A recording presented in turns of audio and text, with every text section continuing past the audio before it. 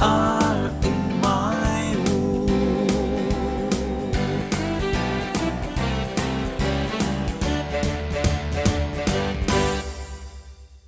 Sahabat dunia, selamat datang di My World. Hari ini merupakan hari atau edisi yang sangat spesial. Kenapa dikatakan spesial? Karena di edisi ini My World memiliki pengalaman pertama untuk syuting podcast di studio. Pengalaman pertama untuk syuting podcast di studio. Di mana kita hari ini dan siapa bintang tamu kita hari ini? Beliau itu adalah seorang pengusaha, seorang dosen, seorang politikus juga, dan beliau adalah orang kreatif yang menemukan banyak hal. Nah, seperti apa putra Bali yang berhasil menciptakan branded yang terkenal sampai sekarang? Bagaimana cara kita menciptakan branded dan seperti apa perjalanannya beliau? Mari kita sama-sama belajar di studio ini, studio yang sangat bagus, nyaman. Di manakah kita? Kita berada di Pak Oles Channel, dan bintang tamu kita hari ini adalah tentunya Pak Oles. Pak Oles. Om Swastiastu. Om Swastiastu. Terima kasih Pak atas tempatnya, waktunya, dan kesediaannya untuk berbincang-bincang dengan kita Pak. Suksma. Pak Oles, sahabat dunia tentunya hanya mengenal nama Bapak adalah Pak Oles. Nama Bapak sebenarnya siapa Pak? Gede Ngurah Wididana. Gede Ngurah Wididana Pak. Ya. Kenapa Pak lebih terkenal Pak Olesnya ini Pak? Ya, ada metamorfose ya, ada perubahan nama. Karena suatu produk yang sudah dikenal, minyak oles Bokasi, sehingga nama penemu dan pegiatnya jadi berubah jadi Pak Oles. Ya, kita terima saja. Yang penting rezekinya lancar. Amin. Apa tadi Pak? Metamorfosa. Metamorfosa atas produk dari minyak oles Pak ya? Iya. Jadi metamorfosa itu kan berubah. Betul. Jadi perubahan itulah yang istilahnya kita syukuri ya. Kalau kita bisa mengikuti perubahan, jadi kita bisa eksis. Oke. Ya. Minyak oles. Kenapa Pak milih minyak oles Pak? Bagaimana ceritanya kok bisa Bapak mengeluarkan produk minyak oles ini Pak? Itu kan proses daripada fermentasi. Jadi fermentasi itu artinya bokasi. Dengan teknologi IM atau efektif mikroorganisme yang saya pelajari di Jepang dulu atas lisensi dari profesor saya. Dia memberikan teknik fermentasi tersebut untuk pupuk dulu. Kemudian kita kembangkan untuk membuat fermentasi tanaman herbal untuk minyak bokasi. Dan sebelumnya 100 tahun yang lalu itu nenek saya membuat teknik fermentasi yang sangat sederhana, namanya lengis arak nyuh. Jadi minyak kelapa yang terfermentasi secara alamiah, namanya lengis arak nyuh itu kita gali lagi, kemudian kita kembangkan, gabungkan dengan konsep Usada Bali, proses fermentasinya dengan teknologi IM, jadinya lah dia lahir minyak oles Bokasi. Luar biasa. Tadi dikatakan di Jepang Pak. Tahun berapa Bapak di Jepang tuh? Tahun 97 ya, sampai 1887 sampai 1990. Wow. Udah lama sekali. 1987 Pak ya? Iya, tahun 87 sampai 90. Apa yang Bapak lakukan di sana Pak? Ya, banyak. Yang pertama kan belajar bahasa Jepang dulu kan, belajar budaya Jepang. Kemudian saya ketemu dengan Profesor Higa, dia ahli hortikultura dengan teknologi IM-nya. Saya belajar di sana dan sampai ya bisa mengembangkan teknologi IM untuk pupuk organik. Luar biasa. Dan menggabungkan warisan dari neneknya Bapak tadi dikatakan. Iya, itu kan pas tahun 1997 itu ada krisis moneter. Oke. Dan itu yang menyebabkan harga obat-obat itu mahal. Dan gejala krisis moneter itu sudah dimulai awal 1995. Dan kita belajar juga tentang usada-usada Bali, kemudian teknik-teknik pengobatan dengan Profesor Nale waktu itu, almarhum. Akhirnya kita gabungkan ini menjadi minyak oles Bokasi, karena sudah ada warisan daripada nenek peninggalan itu lengis arak nyoh itu dari desa. Luar biasa. Dan waktu itu Bapak mulai mengembangkan minyak oles Bokasi ini di tahun berapa, Pak? Tahun 1997. 97, ya, Pak, kita daftarkan ke Departemen Hak Kekayaan Intelektual, kemudian mulai kita buat perusahaan khusus untuk bergerak minyak Bokasi yang namanya PT Karya Pak Oles Stokcer. Wow. PT Karya Pak Oles Stokcer. Iya. Bapak sadar nggak, Pak? Pada waktu itu Bapak lagi pingin mengembangkan bisnis minyak Pak Oles ini, apa Bapak waktu itu berpikiran akan membangun yang namanya sebuah branded? Nah, kita ya branding juga pada waktu itu kan kata branding belum dikenal ya. Jadi kita itu untuk mudah diingat itu harus ada suatu nama yang unik ya. Keunikan, kemudian apa namanya, spesial, specialty, kemudian ada ciri yang apa dia bisa memiliki nilai jual. Jadi minyak Bokasi itu nilai jualnya di kata fermentasi, teknologi IM, berasal dari Pulau Bali, berasal dari adat istiadat budaya Bali. Nah, itulah yang kita gali. Dan ini diyakini juga oleh Profesor Gede Konten, yang dia waktu itu ketua daripada pengembangan obat tradisional. Nah, ini yang benar. Tapi pada saat itu saya tidak tahu itu benar atau tidak. Jadi berdasarkan feeling saja kira-kira. Jadi kalau sudah beberapa ahli mengatakan benar, berarti ini benar. Wow. Berarti minyak oles Bokasi dari Pak Oles itu memang benar-benar mempunyai yang namanya kualitas, pengalaman, dan standarisasi teknologi. Karena tadi dikatakan beberapa profesor, Pak. Dan kita tidak bisa pungkiri bahwa kualitasnya di tahun 2000, Pak, saya, Paman, Iwa, kalau sudah ngomongin minyak oles, itu Pak Oles. Nah, Bapak bisa cerita sedikit, Pak, membuat yang namanya masyarakat khususnya di Bali yang sepengetahuan kita, Pak, di mana-mana orang berkata kalau sudah bicara minyak oles itu minyak oles Pak Oles. Apakah Bapak berpikiran akan membentuk image ini apa mengalir begitu saja, Pak? Kelihatannya mengalir begitu saja ya. Mengalir. Jadi kita tidak banyak membaca buku tentang brand manajemen atau strategi manajemen atau marketing manajemen, tapi secara alami bahwa produk kata oles itu adalah bahasa pengobatan khas Bali. Jadi oleskan atau simuh itu kan kata khas Bali itu oleh. Nah, berdasarkan kata itulah yang kita promosikan. Padahal pada saat itu ada dualisme arti ya.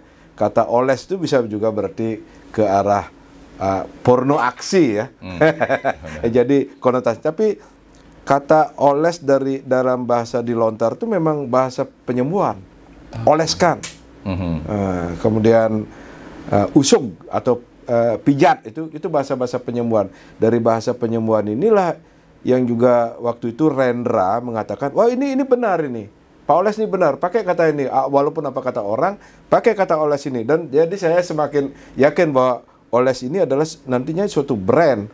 Pada waktu itu saya juga membuat suatu perusahaan mendaftarkan, sangat belum ada zaman IT harus 3 kata perusahaan itu, susah juga mencari kata-kata yang match. Akhirnya ya sudah, Pak Oles, karya Pak Oles saja lah, gimana. Semua orang ketawa, tapi kita ada suatu keyakinan bahwa oles itu sebagai suatu mantra ya, suatu magic word yang bisa tertanam di pikiran bawah sadar pengguna minyak oles, bahwa ini akan menjadi merek yang bagus. Luar biasa. Sahabat dunia, apa yang kita bisa pelajari di pembicaraan hari ini? Kualitas yang baik daripada suatu produk akan mengalir dan diterima oleh masyarakat. Itu pertama. Jadi apapun yang kita miliki harus memiliki yang namanya sebuah kualitas. Yang kedua adalah sebuah keyakinan. Pak Oles meyakini meskipun namanya hanya Oles, tapi suatu saat ini akan menjadi sesuatu yang ada di hati masing-masing sahabat di dunia. Itu Pak, kurang lebih. Yakini, good quality. Nah, kita cari lagi. Tentu tidak sampai di sana, Pak. Kita tidak cukup yang namanya kualitas produk bagus, keyakinan.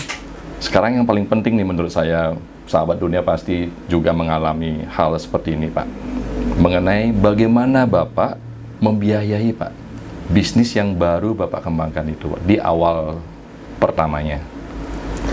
Ya, kalau dalam bahasa Bali ya, manajemen orang Bali itu ya gunakan yang ada.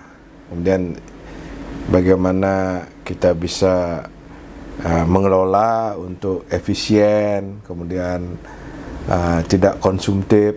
Jadi dia tumbuh. Jadi kalau dalam bahasa manajemen itu kan mandiri ya. Kalau bahasanya Soekarno bilang berdikari, berdiri di atas kaki sendiri, self-sufficient, hidup dengan dirinya sendiri. Kenapa dia bisa hidup? Karena dia bisa dimanfaatkan, bisa dijual, bisa diproduksi lagi, dipercaya terus begitu, akhirnya tumbuh. Nah pada saat itu kita tidak menggunakan uang bank apa itu tidak. Jadi tumbuh biasa saja, enjoy. Tidak punya uang juga tidak masalah. Jadi punya juga ya astongkare kan gitu. Akhirnya dia tumbuh. Nah dari sinilah konsep bisnis itu saya mulai. Dari istilahnya kalau from zero to one. Jadi dari tidak ada menjadi ada. Dan ini dari ada ini kita kembangkan. Nah, setelah ada bisa berkembang, tentu ada konsep-konsep manajemen modern, misalnya perbankan atau manajemen keuangan, manajemen pemasaran, manajemen produksi. Itu nantinya mengalir menjadi lebih bagus. Ya. Jadi pada awalnya kita mengalir, kemudian setelah ada itu kita harus kelola dengan baik. Nah kebanyakan dari kita setelah ada itu kita nggak bisa ngelola, atau sebelum ada kita tidak yakin, akhirnya mandek ya di tengah jalan. Betul. Itu proses-prosesnya. Sehingga dalam sampai tahapan ini bagaimana kita bisa mengelola, kemudian mendiversifikasi, dan juga bagaimana bisa melanjutkan ini biar bisa sampai ke generasi ya. Oke, luar biasa. Jadi dijalanin dengan kekuatan apa yang Pak miliki pada saat itu, Pak ya. Berdiri kari sendiri. Ya, berdiri di atas kaki sendiri, berdikari. Dan ingat, pada saat memulai yang namanya sebuah bisnis, Pak Oles berkata, jangan berpoya-poya dulu gitu, Pak ya. Iya, harus ya slow lah.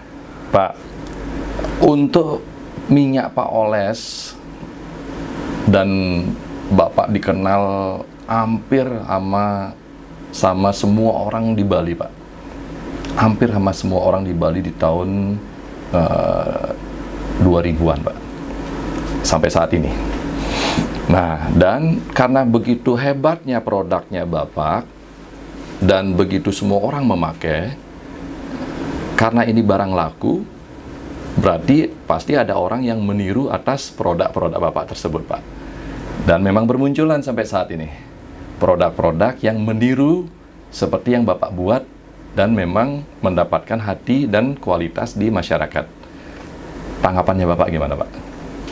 Ya itu kan biasa kan. Jadi leader itu, syarat menjadi suatu leader tuh harus memiliki follower ya. Jadi kalau seorang leader tanpa follower, dia bukan leader. Jadi follower itu tidak memiliki bentuk ya. Konsepnya istilahnya rapuh. Kalau leader itu konsepnya jelas, tujuannya jelas. Nah, oleh karena itu semakin banyak yang meniru, anggaplah meniru begitu, itu leader itu akan semakin ngetop dia. Akan semakin ngetop. Asal leadership dan manajemennya juga harus diimbangi ya. Kalau ini tidak bisa mengimbangi, leader itu akan kalah dia ya kan. Ya banyak kasus-kasus demikian. Tapi jadi bagaimana kita product development, kemudian manajemen development. Jadi kita harus develop terus dengan ilmu pengetahuan, teknologi, kemudian jaringan, kemudian bagaimana kita memiliki channel-channel bisnis dan konsep-konsep bisnis baru sesuai dengan perubahan zaman. Nah, di dalam setiap kompetisi pasti ada nomor 1, nomor 2, nomor 3 dan seterusnya. Jadi untuk memenangkan bisnis itu harus menjadi nomor 1 atau nomor 2. Jadi menjadi yang pertama atau yang kedua, yang ketiga pasti dilupakan.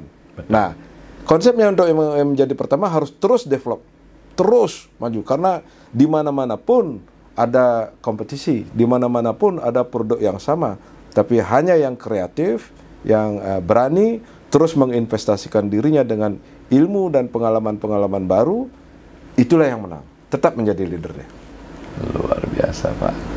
Inovasi, kreativitas, itu development, Pak ya? Iya. Membangun. Berapa, Pak, sekarang jumlah tenaga kerja yang Bapak rangkul? Ya, kira-kira ada 500 ya. 500 orang, Pak. orang ya. Dari awal mulainya?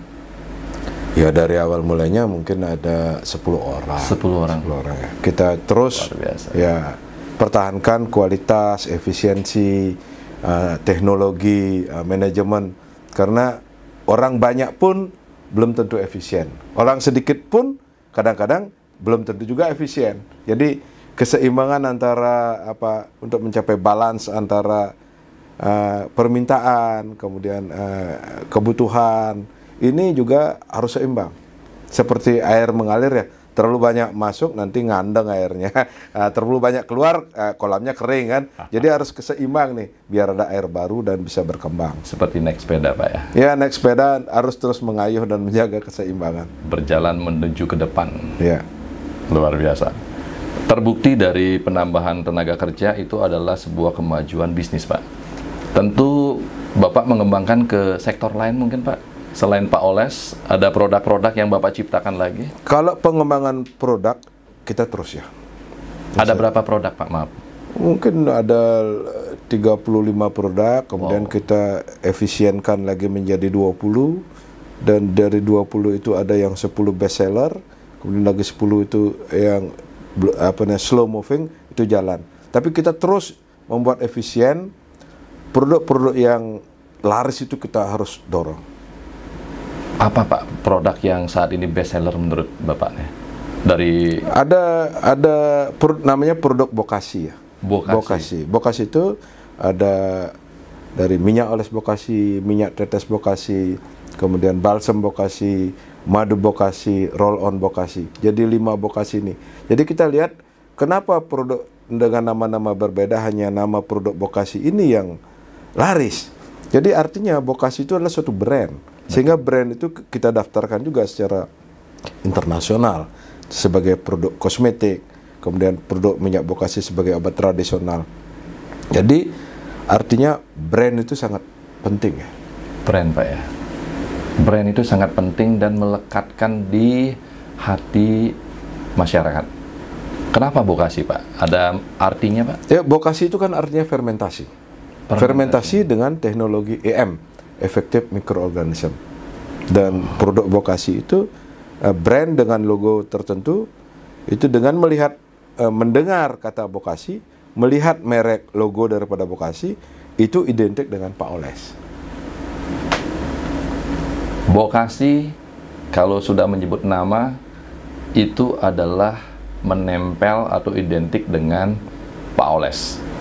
Dan itu susah diciptakan, Pak. Iya, memang menciptakan brand itu harus continue, kemudian harus sabar, sama dengan membuat pohon beringin yang besar. Tentu dari biji yang kecil, kemudian kita rawat lagi sehingga jadi besar. Setelah besar pun harus dirawat agar tidak dimakan rayap.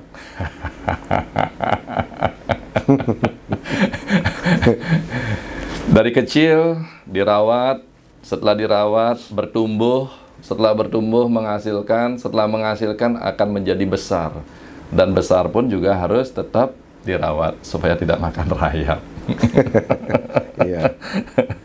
Pak, Bapak saat ini orang-orang banyak mengenal Bapak sebagai pengusaha yang putra Bali, dan saya sendiri kagum dengan beliau karena berhasil menciptakan namanya sebuah branded. Saya belajar tentang ekonomi dan lain sebagainya, Pak. Saya kagum dengan orang-orang yang menciptakan sebuah branded.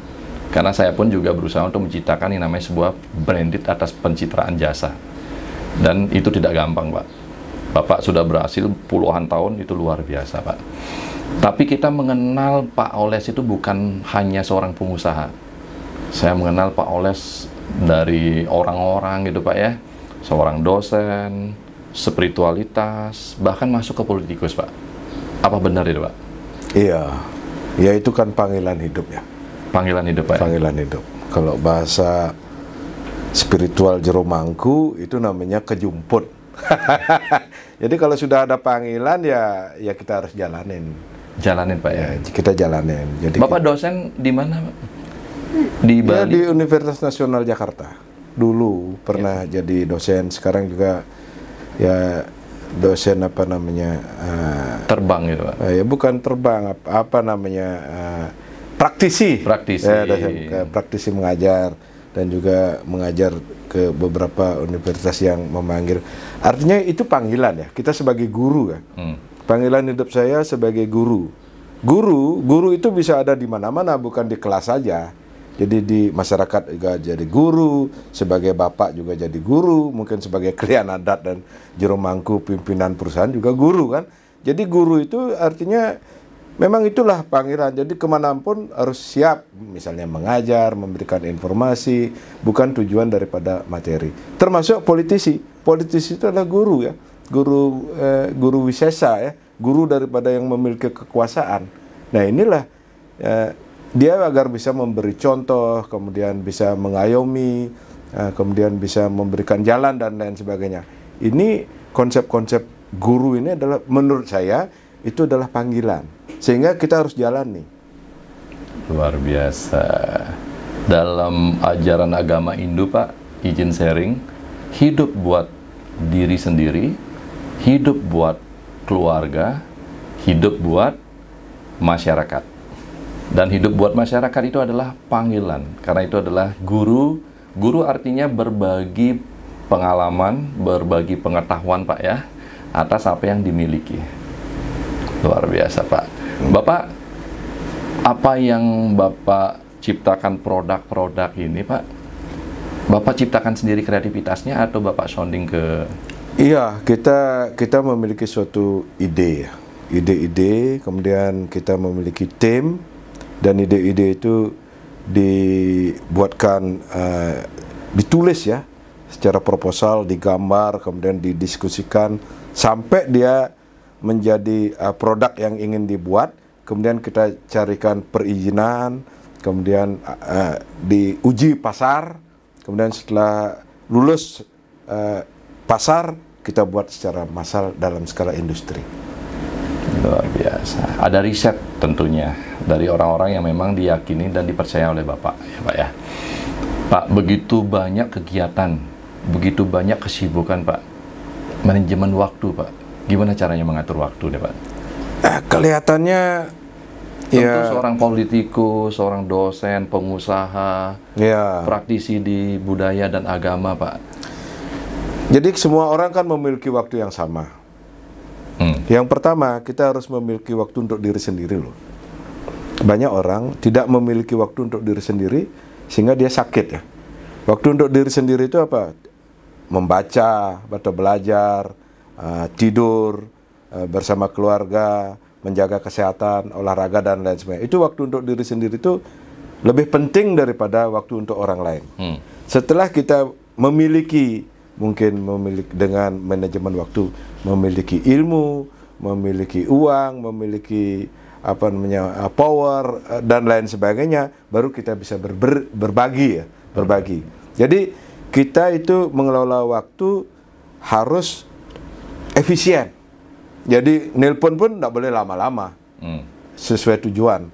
Kemudian membalas chat atau WA atau email itu juga harus efisien. Menulis juga harus efisien, membaca jadi efisiensi. Semuanya jadi dikelola dengan baik, sehingga jadwal-jadwal ini sudah tertata. Apalagi sekarang ada timetable management, itu sudah lebih gampang. Kalau dulu kita harus kelola kapan menulis, kapan membaca, kapan rapat. Nah, sekarang sudah ada sistem yang lebih bagus, delegasi. Delegasi itu sangat penting karena jangan semua dikerjakan sendiri. Ada yang bisa dikerjakan oleh orang yang bisa mengerjakan. Kalau delegasi ini dilakukan karena dia tidak mau mengerjakan, lain. Itu namanya melimpahkan tugas ya. Delegasi ini harus melalui proses pelatihan-pelatihan. Anak buah itu harus di training dulu sampai dia bisa melakukannya sendiri. Nah, ini konsepnya dia training, kemudian delegasi, dan dia terus membangun waktunya, menggunakan waktunya dengan baik. Tidak boleh boros dengan waktu. Wow. Manajemen waktu, pengetahuan dari Pak Oleh sangat sederhana. Bagaimana kita mengerti dan memahami yang namanya efisiensi waktu. Karena semua orang diberikan waktu yang sama, Pak ya. Tetapi bagaimana mengefisiensi ini yang paling penting. Sehingga hal-hal yang belum kita bisa kita kerjakan dengan efisiensi. Dan yang paling penting adalah delegasi, Pak. Kembali kepada sang guru itu, Pak. Yeah. Bagaimana mendidik. Luar biasa, Pak. Pak, menurut Bapak, apa makna pekerjaan, Pak? Kalau saya bekerja itu sebagai hobi ya. Nah, ini yang baru. Nah, bekerja sebagai hobi, Pak. Jadi kita harus enjoy. Kita harus bergembira. Harus tersenyum ya dalam kerja apapun yang kita lakukan. Kalau kita tidak bisa, harus belajar. Harus banyak bertanya. Jadi bekerja itu adalah suatu kreativitas manusia yang kalau bisa tanpa beban, relax dia bekerja. Jadi istilahnya sama dengan bernapas. Bernapas itu adalah untuk hidup dan kita tidak dipaksa bernapas, relax. Jadi alami. Oleh karena itu mereka yang bisa bekerja dengan senyum, pasti dia bekerja dengan hati. Kalau dia sudah bekerja dengan hati, pasti dia menghasilkan suatu kerja yang besar. Ini, jadi di dalam ya. Jadi bukan karena dibayar, bukan karena uang, atau bukan karena kekuasaan, jabatan, dan lain sebagainya, tapi karena senang dia melakukan.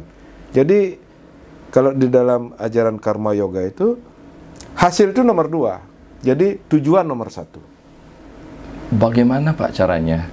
Namanya bekerja, mohon maaf, Pak ya, ada kesempatan kita ambil. Belum tentu kita menyenangi itu, Pak. Dari tidak menyenangi menjadi menyenangi, gimana caranya, Pak? Ya, itulah kita harus bisa memilih mana keinginan, mana kebutuhan. Kebanyakan orang keinginan, bukan tugas ya, bukan tugas. Jadi kalau sudah tugas, walaupun itu bukan keinginan kita, karena itu tugas, kita harus lakukan dengan senang hati. Tapi kebanyakan dia tugas tapi dia tidak ingin. Nah, di sini ada bentrok. Atau dia ingin tapi dia bukan tugasnya. Dia melenceng dari tugasnya sehingga ada konflik-konflik. Jadi konflik kepentingan, konflik pertemanan dan lain sebagainya. Di sana nanti ada side effect ya, efek samping daripada pekerjaan itu yang bisa membuat pusing ya, membuat sakit kepala dan lain sebagainya, bahkan bisa sakit. Betul. Atau mati tiba-tiba. Jadi konsep bekerja itu, kalau Anda senang, lakukan. Kalau Anda tidak senang, ya jangan lakukan walaupun banyak uangnya. Sederhana ternyata. Walaupun banyak uangnya, kalau tidak senang jangan dilakukan. Kalau senang, dilakukan, Pak. Iya. Godaan dunia, Pak. Ya, itu memang istilahnya dibutuhkan kesabaran. Untuk bisa memilah mana yang sebenarnya tugas kita. Luar biasa. Pak, bila mana Bapak melakukan kesalahan, Pak, apa yang Bapak lakukan? Kalau saya melakukan kesalahan, ya kita lupakan aja lah. Lupakan, Pak? Lupakan. Jadi kita ulangi lagi, kita belajar, dan lupakan. Karena kalau dalam bahasa manajemen kepemimpinan, ya let it go ya. Biarin aja lah, kita jalan ke depan saja. Jadi yang udah biarkan. Jangan diungkit-ungkit. Udah kita maafkan, itu pasti teringat, kita lupakan, kita jalan saja menuju tujuan. Begitu aja, Pak, lupakan aja. Lupakan aja.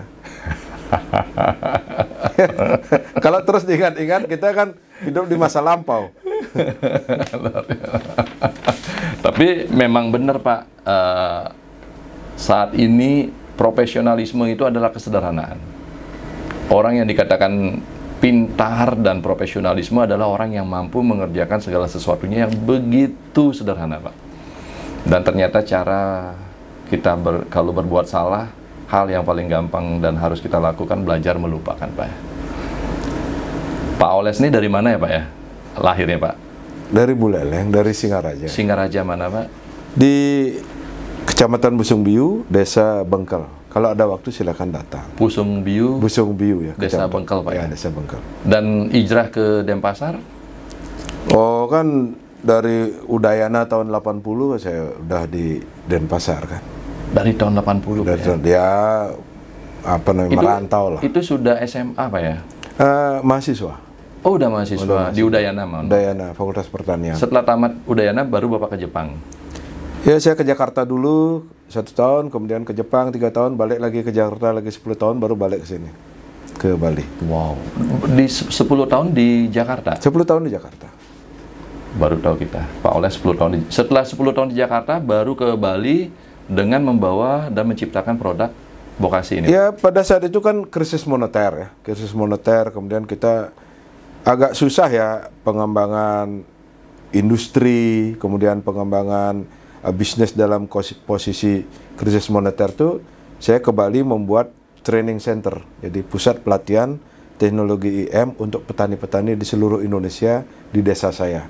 Di training center tuh selama 15 tahun ada 10.000 orang yang datang untuk berlatih teknologi IM. Dari teknologi IM itulah berkembang minyak Bokasi, kemudian pupuk organik dan lain sebagainya. Luar biasa. 10 tahun di Jakarta, apa yang Bapak lakukan? Ya menjadi dosen, kemudian merintis bisnis sudah mulai kan. Kelihatannya bisnis itu tergantung juga daripada iklim ya. Tergantung juga pada ya kayak cuaca lah, tempat dan lain sebagainya. Ada saatnya tepat, ada saatnya tidak tepat. Ini diperlukan seni ya, seni memilih, menilai. Karena pada saat itu kan sangat cost-nya itu sangat mahal di memulai suatu bisnis di Jakarta. Oh, ini sahabat dunia ilmunya penting nih. Memulai bisnis atau berbisnis, kita harus menyadari namanya memilih dan memilah. Dan semuanya yang baru saya dengar, bisnis ternyata ada iklimnya. Jadi kita harus mengerti itu. Benar, Pak ya? Iya. Pak, untuk saat ini berapa bidang bisnis usaha yang sudah Bapak jalani, Pak? Fokus saya itu kan hanya 2. Satu obat tradisional, yang lagi satu pupuk organik. Itu saja. Jadi samping-sampingannya ini ya hanya hobi ya. Hobi, mungkin ada orang ingin membuat lapangan kerja, kita bantu, jadilah dia buat bisnis alat kesehatan misalnya itu. Kemudian kita buat, oh ini radio, banyak penyiar yang ingin menyiar, kita buat radio. Gitu. Itu hanya hobi. Nah, jadi intinya adalah obat tradisional, Pak Oles, dan pupuk organik teknologi IM. Hanya 2. Core bisnis ya. Core bisnis, Pak. Tapi kita tahu, Pak, Bapak ada Masas Pak Oles gitu, Pak ya? Iya, ada Masas Pak Oles, ada restoran, ya. Kemudian ada villa. Itu hanya hobi. Itu hobi, Pak? Hobi. Hobinya tidak main-main ya? Iya. Kita hobinya motor gede, beliau hobinya mendatangkan uang. Pak, ini hari ini ngobrol sama Pak Oles isinya ilmu semua nih, karena beliau seorang dosen, Pak. Apa, Pak, pesan untuk generasi muda ke depannya dalam menjalankan usahanya, Pak? Pesan saya untuk generasi muda, untuk bisa berhasil, tidak ada namanya shortcut. Tidak ada jalur pintas ya untuk berhasil. Semuanya itu harus melalui proses. Proses pematangan diri, proses pengalaman, proses mencari ilmu, mencari relasi, dan proses ini harus dengan sabar diikuti. Kalau generasi muda sekarang inginnya semuanya shortcut, semuanya ingin cepat, itu akan jatuh. Jadi semuanya harus slow tapi pasti. Walaupun sekarang zamannya cepat, slow itu kan kualitas. Ya. Jadi bukan time. Jadi tetap prosesnya diikuti agar kita mantap dulu. Jadi sama dengan kita bertanding tinju atau bertanding judo, karate dan lain sebagainya, kuda-kuda itu nomor satu. Jadi kalau kuda-kudanya kuat, apapun serangannya kita nggak jatuh. Nah untuk generasi muda, kalau kuda-kudanya lemah, dia nyerang terus, sedikit aja bisa jatuh dia. Wow. Itu kenyataan, Pak. Iya. Anak-anak sekarang maunya semuanya serba cepat. Dan kalau tidak menghasilkan seperti yang diinginkan, ada yang namanya rasa frustasi. Berarti tidak bertahan dalam pondasi yang kuat, Pak ya. Luar biasa nih, Pak. Pak Oles, bagaimana tanggapan Bapak dengan perekonomian kita, Pak? Saat ini kita mengalami namanya krisis pandemi 2 tahun. Sekarang kita menuju sebuah yang namanya perbaikan, Pak. Dengan keadaan dan ekonomi kita saat ini, kenaikan BBM, dan recovery atas bisnis khususnya di Bali masih sangat lambat, Pak.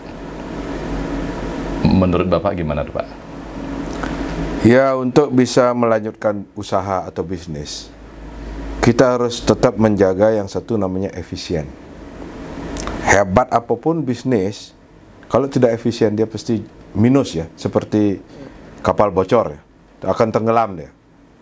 Kemudian yang kedua, terus kreatif dalam menciptakan produk, kemudian meningkatkan kualitas produk, mencari jaringan-jaringan baru. Nah, kemudian terus belajar. Jadi perusahaan-perusahaan yang orang-orangnya tidak belajar itu akan jatuh. Walaupun bagaimana banyak uangnya, banyak modalnya, dia akan jatuh atau kalah cepat dia. Jadi terus belajar dari berbagai sumber. Kemudian kreatif dan juga efisien. Ini adalah strategi. Mereka yang tidak kreatif, hancur. Mereka yang tidak efisien, hancur. Dan apalagi mereka yang tidak belajar, itu pasti jatuh. Dan ini harus terus ditanamkan kepada SDM.